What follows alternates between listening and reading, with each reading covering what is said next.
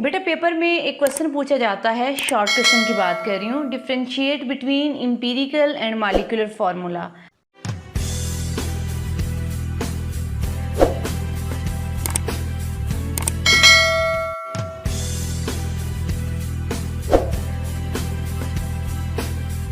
ये students, today's lecture is lecture number 10, first year chemistry chapter 1, basic concepts, and topic is empirical and molecular formula.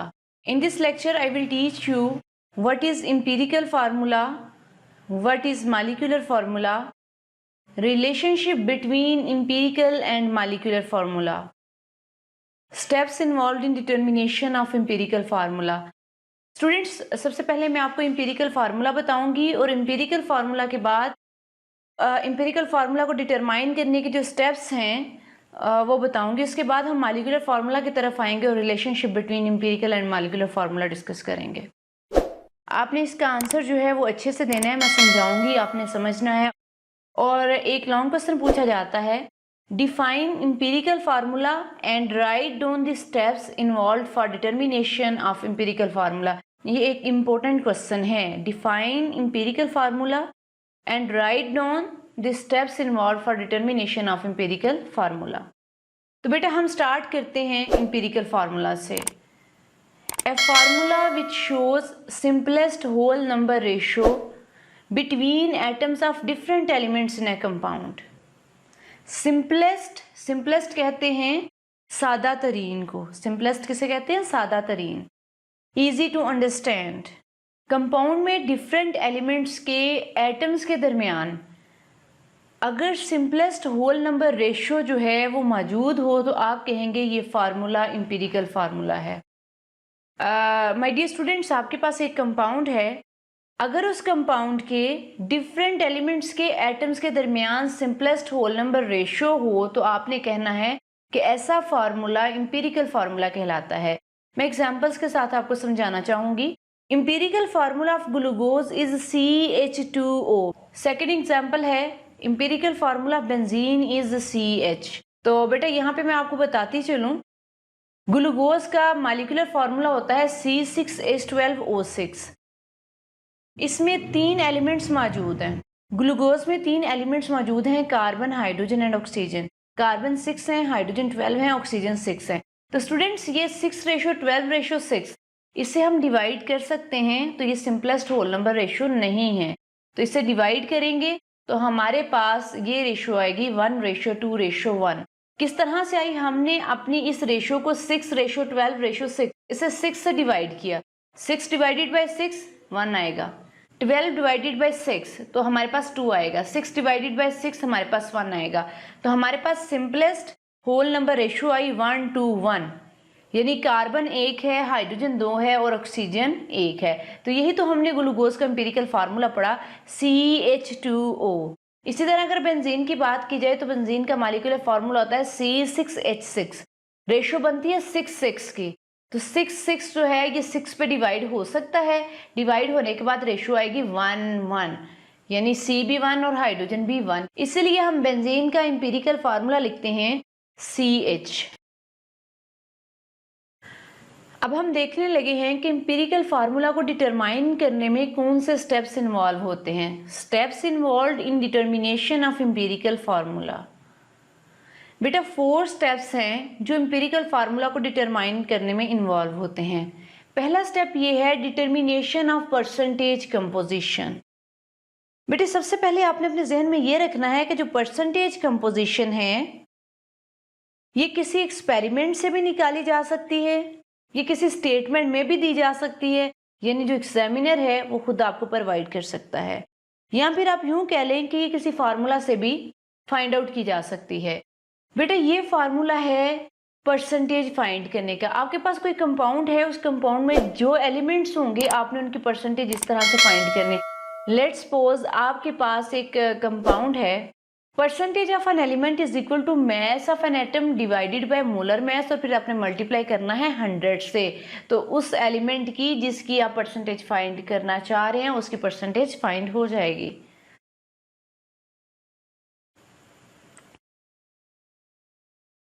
अब आपके पास percentage composition आ चुकी है, तो second काम आपने क्या करना है, find the number of gram atoms of each element. अब किस तरह से फाइंड करेंगे? For this purpose divide the mass of each element. Mass of each element कौन सा होगा? जो परसेंटेज आपने पहले स्टेप में फाइंड की होगी, उसे आपने डिवाइड करना है उसी एलिमेंट के एटॉमिक मास से। ये फार्मूला है आपके सामने। बेटा जब आपने ये स्टेप्स लिख रहे होना है ना, तो आपने क्या करना है, डिटर्मिनेशन ऑफ परसेंटेज कंपोजिशन का फार्मूला जो मैंने आपको बताया वो भी साथ मेंशन करना है, और ये सेकंड स्टेप में भी आपने इसका ये फार्मूला मेंशन करना है। नंबर ऑफ ग्राम एटम्स, बेटे ग्राम एटम्स को आप मोल भी कंसीडर करते हैं। ये किस तरह से फाइंड कर सकते हैं? जो पहले स्टेप में आपने एलिमेंट की परसेंटेज फाइंड की, उसे उसी के एटॉमिक मास से डिवाइड करना है। वैसे तो आपने एग्जाम में इन स्टेप्स को ही लिखना है अगर वो स्टेप्स पूछे, लेकिन चूंकि मैं आपको समझा रही हूं तो मैं आपकी ही बुक की एक एग्जाम्पल यहाँ पे कोड करूंगी। वो एग्जाम्पल है एग्जाम्पल नंबर 3। उसके स्टेटमेंट पहले समझ लें, फिर हर स्टेप के साथ इस एग्जाम्पल का जितना पोर्शन सॉल्व हो सकता है उसे करके तो फिर आगे चलते जाएंगे, और इन चारों स्टेप्स में हम इसी को डिस्कस करेंगे। Ascorbic acid vitamin C contains 40.92% carbon, 4.58% hydrogen and 54.5% of oxygen by mass. तो हमने फाइंड क्या करना है, what is the empirical formula of the ascorbic acid. Ascorbic acid का इंपेरिकल फार्मूला हमने फाइंड करना है। तो इंपेरिकल फार्मूला फाइंड करने का सबसे पहला स्टेप जो मैंने आपके साथ शेयर किया है वो ये था कि आपने कंपाउंड में मौजूद एलिमेंट्स की परसेंटेज फाइंड करनी है, लेकिन यहाँ जो स्टेटमेंट है उसमें परसेंटेज दी गई है कार्बन की भी, हाइड्रोजन की भी और ऑक्सीजन की भी। Percentage of carbon is 40.92%, percentage of hydrogen is 4.58%, percentage of oxygen is 54.5%। ये जो पहला स्टेप है ना, ये स्टेटमेंट में से हमें मिल गया। तो अब हम मूव करेंगे सेकंड स्टेप की तरफ। बेटे सेकंड स्टेप में मैंने आपको ये कहा था कि जिन एलिमेंट्स की आपने परसेंटेज फाइंड की है उनके नंबर ऑफ ग्राम एटम्स भी आपने फाइंड करने हैं। नंबर ऑफ ग्राम एटम्स मतलब मोल्स फाइंड करने हैं। तो चूंकि मेरे पास 3 एलिमेंट्स है, कार्बन, हाइड्रोजन और ऑक्सीजन, तो मैं उसी को लेके चलूंगी। Number of gram atoms of carbon कितने हैं आपके पास?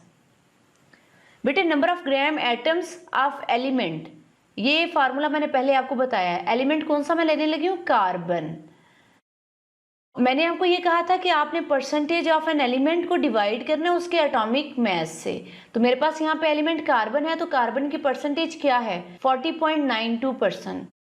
स्टूडेंट्स कार्बन का एटॉमिक मास होता है 12, तो आपने 12 से इसे क्या कर देना है? डिवाइड कर देना है। डिवाइड करने के बाद आपके पास कार्बन के जो मोल्स आएंगे वो होंगे 3.41। इससे आप 3.41 ग्राम एटम्स भी कह सकते हैं और 3.41 मोल्स भी कहा जा सकता है। अब हम बात कर लेते हैं number of gram atoms of hydrogen. तो बेटे सेम वही काम करना है, आपने परसेंटेज ऑफ हाइड्रोजन को डिवाइड करना है एटॉमिक मास से। तो परसेंटेज ऑफ हाइड्रोजन है 4.58, इसे डिवाइड करना है हाइड्रोजन के एटॉमिक मास से। एटॉमिक मास है 1.008, डिवाइड करेंगे आंसर आएगा 4.54 ग्राम एटम्स। तो मैंने पहले भी बताया कि ग्राम एटम्स कह लो या मोल्स कह लो, बात एक ही है। अब मेरे पास ऑक्सीजन रह गया, तो ऑक्सीजन को भी फाइंड आउट करते हैं। Number of gram atoms of oxygen, इसे फाइंड करने के लिए आप क्या करेंगे? परसेंटेज ऑफ ऑक्सीजन को डिवाइड करेंगे 16 से। 16 क्या है? ऑक्सीजन का एटॉमिक मास। तो ऑक्सीजन की परसेंटेज है 54.5, इसे डिवाइड करेंगे 16 से, तो हमारे पास आंसर क्या आएगा? 3.406 ग्राम एटम्स आर मोल्स। बेटा अभी तक हमने अपने ये जो एम्पिरिकल फार्मूला को फाइंड आउट करने के 2 ही स्टेप पढ़े हैं, और जो एग्जाम्पल मैं आपके साथ शेयर कर रही हूँ इस एग्जाम्पल में भी मैंने आपको सिर्फ 2 स्टेप्स ही बताए हैं। अब थर्ड स्टेप क्या है कि आपने ये जो आपके पास बेटा नंबर ऑफ मोल्स आए हैं, नंबर ऑफ मोल्स यानी नंबर ऑफ ग्राम एटम्स आए हैं, आपने उनकी एटॉमिक रेशो फाइंड करनी है। Determination of atomic ratio of each element, हर एलिमेंट की एटॉमिक रेशो फाइंड करनी है। किस तरह से फाइंड करेंगे?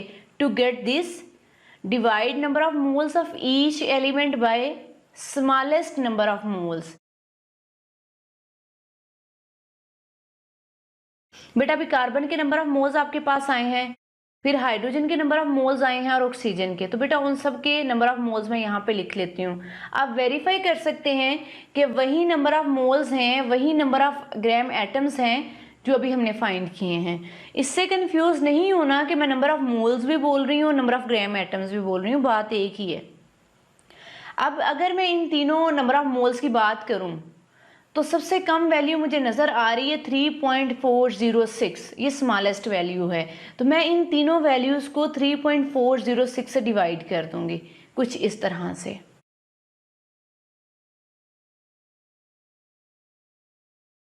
जब बेटा आप इसे डिवाइड करेंगे तो आपके पास आंसर ऑलमोस्ट 1 आएगा। आप इसको डिवाइड करेंगे तो आपके पास आंसर आएगा 1.33। अगर आप इसको डिवाइड करेंगे तो आपका आंसर क्या आएगा? 1। जैसा कि इधर भी 1 ही आंसर था। ये देखें जी स्टूडेंट्स, बताएं वही है ना जो मैंने आपके सामने अभी निकाला, वही इसका आंसर है। कार्बन की जो एटॉमिक रेशियो है वो 1 है।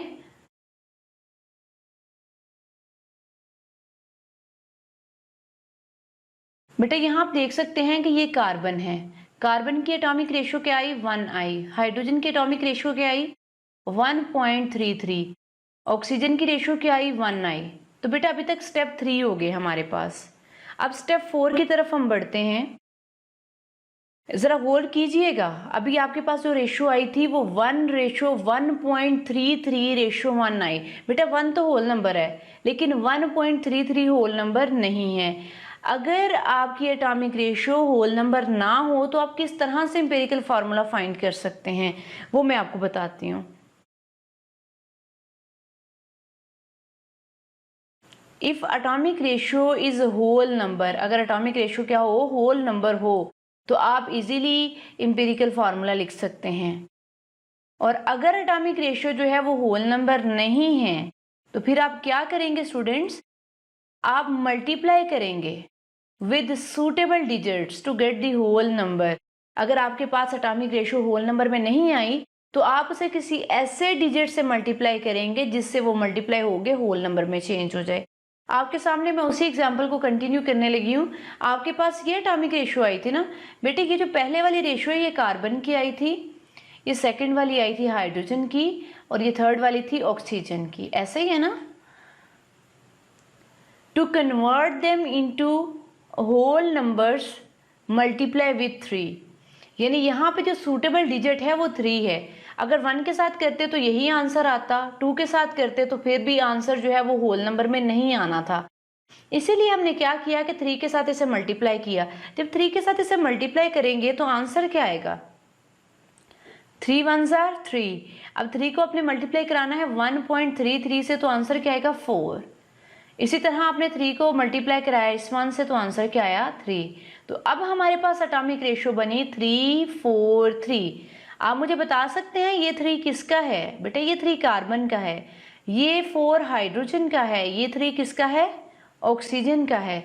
तो अगर मुझे पता चल गया कार्बन 3 है, हाइड्रोजन 4 हैं, ऑक्सीजन क्या है? 3 हैं, तो फिर मैं क्या करूँगी कि इस जो एम्पिरिकल फार्मूला है वो लिखने की कोशिश करूँगी। Empirical formula of the ascorbic acid is carbon 3, hydrogen 4, oxygen 3। तो बेटा ये एस्कॉर्बिक एसिड का एम्पिरिकल फार्मूला है। अब मॉलिक्यूलर फार्मूला किस तरह से फाइंड करना है वो एक और एग्जाम्पल के साथ मैं आपको समझाऊंगी, लेकिन मैं उम्मीद करती हूँ कि आपको एम्पिरिकल फार्मूला फाइंड आउट करने के स्टेप्स जो हैं वो अच्छी तरीके से समझ आ चुके होंगे। बेटा मॉलिक्यूलर फार्मूला समझाने से पहले मैं आपको कुछ बताना चाहूँगी। बेटे अगर तो आपसे एग्जाम में सिर्फ स्टेप्स पूछे जाते हैं तो आपने चारों स्टेप्स लिखने हैं। बेटे जो एग्जाम्पल मैंने आपको साथ समझाई है ना, एग्जाम्पल नंबर 3 एस्कॉर्बिक एसिड वाली, ये अगर पेपर में पूछी जाए तो आपने लिखनी है। ये बेसिकली न्यूमेरिकल पोर्शन में आता है क्वेश्चन। लेकिन स्टेप्स में इस एग्जाम्पल को कोड करने का मकसद ये था कि ये इससे रिलेट कर रही थी, आपको स्टेप्स की इजीली समझ आ जानी थी। और मुझे उम्मीद है कि आपको एम्पिरिकल फार्मूला फाइंड आउट करने के जो स्टेप्स हैं उनकी समझ आ चुकी होगी। तो बेटे यहाँ पे मॉलिक्यूलर फार्मूला की अगर हम बात करते हैं, ए फार्मूला विच शोज, ऐसा फार्मूला जो टोटल नंबर ऑफ एटम्स को शो करे। किसके total number of atoms? Different elements के जो किसी कंपाउंड में मौजूद हैं।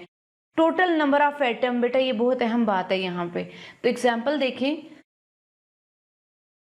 6H12O6 total number of atoms मौजूद हैं। दूसरी एग्जाम्पल है molecular formula benzene is C6H6। अब मैं आपके साथ डिस्कस करूंगी इंपीरिकल एंड मॉलिक्यूलर फार्मूला, इन दोनों का रिलेशनशिप। सबसे पहले आपको यहाँ पे फार्मूला याद होना चाहिए, molecular formula is equal to n multiply empirical formula. बेटे n क्या है? यहाँ पे आप इंपीरिकल फार्मूला को भी समझ पा रहे होंगे, मॉलिक्यूलर फार्मूला, इन दोनों में जो डिफरेंस है वो भी आपको समझ में आ चुका है। यहाँ पे बात रहेगी इस n की। तो इस n को आपने किस तरह से फाइंड करना है? n की वैल्यू इस तरह से फाइंड करनी है कि आपने कंपाउंड के मैस को डिवाइड करना है इंपीरिकल फार्मूला मैस से। आपके पास फार्मूला मैस होगा तो आपने उसका मैस निकाल लेना है, वो होगा इंपीरिकल फार्मूला मैस। तो इस तरह से n की वैल्यू आएगी। तो बेटा ये रिलेशनशिप भी मैं चाहूँगी कि टेक्स्ट बुक एक एग्जाम्पल कोड करके आपको समझाऊँ। तो बेटे ये एग्जाम्पल है टेक्स्ट बुक की, example number 5। The combustion analysis of an organic compound contains 65.44% carbon, 5.50% hydrogen, 29.06% oxygen. What is the empirical formula of the compound? Compound का empirical formula क्या है? If the molecular mass of this compound is 110.15 gram per mole, तो आपने क्या चीज़ calculate करनी है? Calculate the molecular formula of the compound. बेटे इस एग्जाम्पल में पहली बात है कि आपने एम्पिरिकल फार्मूला फाइंड करना है, दूसरी बात कही गई है कि आप मॉलिक्यूलर फार्मूला भी फाइंड करें। तो मेरा ख्याल है कि आप अब इस काबिल हो चुके हैं कि आप एम्पिरिकल फार्मूला फाइंड कर सकें। बेटा 4 स्टेप्स को फॉलो करना है। सबसे पहला स्टेप ये है कि आपने परसेंटेज फाइंड करनी है एलिमेंट्स की, तो वो ऑलरेडी इसमें दी गई हैं। तो फिर दूसरे स्टेप्स पे आते हैं, आपने number of gram atoms find करना है, यानी नंबर ऑफ मोल्स।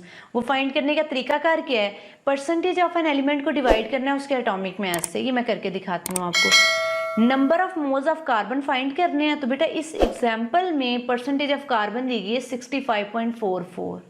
तो कार्बन का एटॉमिक मास है 12, आपने डिवाइड करना है, ये आंसर आ जाएगा 5.45 ग्राम एटम्स। सेम इसी तरह हाइड्रोजन का करना है। हाइड्रोजन की परसेंटेज दी गई है 5.50, स्टेटमेंट में दी हुई है, और इसका एटॉमिक मास 1 होता है। इसे डिवाइड करेंगे, आंसर आएगा 5.45 ग्राम एटम्स। बेटे लास्ट वन है number of moles of oxygen. बेटे मैंने इधर नंबर ऑफ मोल्स लिखा, आपने कंफ्यूज नहीं होना, नंबर ऑफ मोल्स लिख लें या ग्राम एटम्स लिख लें, बात एक ही है। तो ये ऑक्सीजन की परसेंटेज कितनी है? 29.06% ऑफ ऑक्सीजन। इसे आपने डिवाइड करना है 16 से, तो आंसर आएगा 1.82 ग्राम एटम्स। बेटे अब एटॉमिक रेशो की बात कर लेते हैं। हमारे पास चूंकि नंबर ऑफ मोल्स आ चुके हैं कार्बन, हाइड्रोजन एंड ऑक्सीजन के, ये हैं इनके नंबर ऑफ मोल्स। बेटा नंबर ऑफ मोल्स में जो सबसे छोटी वैल्यू होगी ना, उससे आपने इन तीनों को डिवाइड कर देना, जैसा कि ये मैंने किया है। इसे डिवाइड करेंगे तो क्या आंसर आएगा? बेटा जब इसे डिवाइड करेंगे तो आंसर 3 आएगा, जब इसे डिवाइड करेंगे तो 3, जब इसे डिवाइड करेंगे तो 1। ये होल नंबर रेशो आपके पास आ चुकी। ये होल नंबर वैल्यूज़ है ना, ये होल नंबर रेशो है। एम्पेरिकल फार्मूला फाइंड आउट करने का ये स्टेप नंबर 3 कंप्लीट हुआ। स्टेप नंबर 4 की तरफ हमने तब मूव करना है जब आपके पास रेशो जो है वो होल नंबर में ना हो, लेकिन यहाँ पे रेशो होल नंबर में मौजूद है। कार्बन 3, अब सिंपली आप कहेंगे कि कार्बन 3 है, हाइड्रोजन 3 है, ऑक्सीजन 1 है, यानी एम्पिरिकल फार्मूला इज C3H3O। बेटे इस एग्जाम्पल में हमने एक और काम करना है, मॉलिक्यूलर फार्मूला फाइंड करना है। उसके लिए ये फार्मूला आपने यूज करना है, n मल्टीप्लाई एम्पिरिकल फार्मूला। हमारे पास एम्पिरिकल फार्मूला जो है वो मौजूद है, तो हमने n की वैल्यू फाइंड करनी है। n की वैल्यू इस फार्मूला से हम फाइंड करेंगे, मॉलिक्यूलर मास को डिवाइड करेंगे एम्पिरिकल फार्मूला मास से। बेटे मॉलिक्यूलर मास स्टेटमेंट में दिया गया है 110। और एम्पिरिकल फार्मूला मैथ हम इस तरह से फाइंड करेंगे। कार्बन है ना, हमारे पास कार्बन 3 थी, तो कार्बन का एटॉमिक मास 12 है, 3 कार्बन है, 3 से मल्टीप्लाई करेंगे। हाइड्रोजन 3 है, एक का मास 1.008 है, तो मल्टीप्लाई करेंगे इससे भी। ऑक्सीजन 1 है, लेकिन उसका एटॉमिक मास क्या है 16। तो बेटे जब इन सबको तीनों को मल्टीप्लाई करके हम प्लस करेंगे तो हमारे पास आंसर क्या आएगा 55.05 ग्राम पर मोल। क्या इतना क्लियर हो गया आपको? ये देखें, ये आगे आपके पास एम्पिरिकल फार्मूला मैथ्स। तो बेटा आपने करना इस तरह से है कि मॉलिक्यूलर मैथ्स की जगह पे, ये जो मॉलिक्यूलर मैथ्स है इसकी जगह पे आपने 110 लिख देना है ये, और एम्पिरिकल फार्मूला मैथ्स की जगह पे आपने 55.05 जो भी आपने फाइंड किए, फिर इसे डिवाइड करेंगे तो आंसर आपका आएगा 2। ठीक हो गया? मेरा ख्याल है किसी हद तक आपको समझ आ गई होगी अब क्या करना है। बेटा इस 2 को रखना है आपने इस n की जगह पे, और एम्पिरिकल फार्मूला, वो फार्मूला जो भी हमने फाइंड किया थोड़ी देर पहले, ये आपके सामने मैं दोबारा से लिखती हूँ। ये n की जगह पे 2 लिखा, एम्पिरिकल फार्मूला C3H3O था। तो अब देखें ये जो 3 है ये 2 से मल्टीप्लाई होगा तो 3 2 ज़ार 6, ये 3 2 से मल्टीप्लाई होगा तो 3 2 ज़ार 6, इधर 1 है, 1 को 2 से मल्टीप्लाई करेंगे तो 1 2 ज़ार 2, C6H6O2। ये है molecular formula. My dear students, आज का हमारा लेक्चर जो है वो इसी एग्जाम्पल के साथ ख़त्म होता है। एक दफ़ा हम रिपीट करते हैं कि हमने आज के इस लेक्चर में क्या कवर किया। स्टूडेंट्स, मैंने आपको एम्पिरिकल फार्मूला, मॉलिक्यूलर फार्मूला, वो स्टेप्स जो एम्पिरिकल फार्मूला को फाइंड आउट करने में इन्वॉल्व होते हैं वो समझाए हैं। फिर मैंने आपको इनका एम्पिरिकल फार्मूला और मॉलिक्यूलर फार्मूला, इसका रिलेशनशिप समझाया। इसके साथ साथ हमने अपनी टेक्स्ट बुक के एग्जाम्पल नंबर 3 और एग्जाम्पल नंबर 5 को भी इसी लेक्चर में कवर किया है। मुझे उम्मीद है कि आपको हर एक कॉन्सेप्ट जो है वो अच्छे तरीके से समझ में आ चुका है, क्लियर हो चुका है। लेकिन फिर भी अगर आपका कोई क्वेश्चन है तो आप कमेंट सेक्शन में पूछ सकते हैं, मैं आपको आंसर करूँगी। Good luck all students.